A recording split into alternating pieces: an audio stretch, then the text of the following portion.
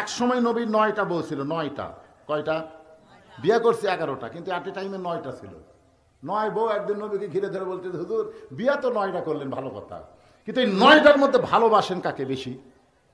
সবচাইতে বেশি ভালোবাসেন কাকে? আল্লাহ রাসূল কইতে এইবারই জ্ঞানদান শুরু হলো রে। এখন যদি নবী বলে অমুককে বেশি ভালোবাসি, বাকি 8 জন কি নবীর উপর ভক্তি কমে যাবে না? যত নবীর বউ হোক তারপরে ভক্তি কিন্তু কমবে। আল্লাহ রাসূল বলল, ঠিক আছে, তোমাদের মধ্যে কাকে সবচাইতে বেশি ভালোবাসি এ কথা আগামীকাল সকালে বলবো, এখনই না। সব বউগুলো চলে গেছে, গভীর রাত্রে সবাই কিন্তু ঘুমাচ্ছে, কিন্তু নবীর বউ ঘুম নাই, কারণ সকালবেলা 9 জন চাপায় ধরবি। নবী এক টোপলা খুরমা খেদুর নিয়ে আয়সার ঘরের দরজাত গেছে।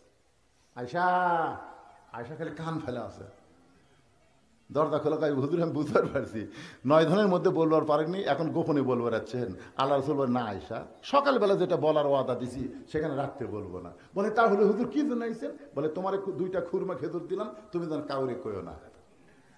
হাফসার ঘরে যা ডাক দিচ্ছে, হাফসা হাফসা বের হয়ে বলে, হুজুর কি? বলে তোমাকে 2টা খেজুর দিলাম, তুমি যেন কাউরে কইও না। উম্মে সালমা দরজা দিয়ে বলতে, সালমা দরজা খুললে 2টা খেজুর দেয়, বলে তুমি যেন কাউরে কইও না। ওই সাউদার ঘরে তো তাই, সব দরজায় দরজায় গিয়ে বইয়ের হাতের নবী 2টা খেজুর দিয়ে শর্ত দিলেন, খবরদার কাউরে যেন কইও না। পরদিন সকালবেলা 9টা বিবি নবী ঘিরে ধরে বলতে, হুজুর এখন বলেন 9 জনের মধ্যে সবচেয়ে বেশি ভালোবাসেন কাকে? আল্লাহ রাসূল বলেন, গত রাত্রে যাকে 2টা খুরমা খেজুর দিছি তাকে সবচাইতে বেশি ভালোবাসি।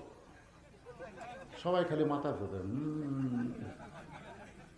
চিন্তা করেন, যেই নবীকে আল্লাহ এত টেকনিক দিয়েছেন 9টা বউকে সমান ভালোবাসার, আর সেই নবীর সাথে বিয়া হলে আগের স্বামীর কথা মনে থাকবে?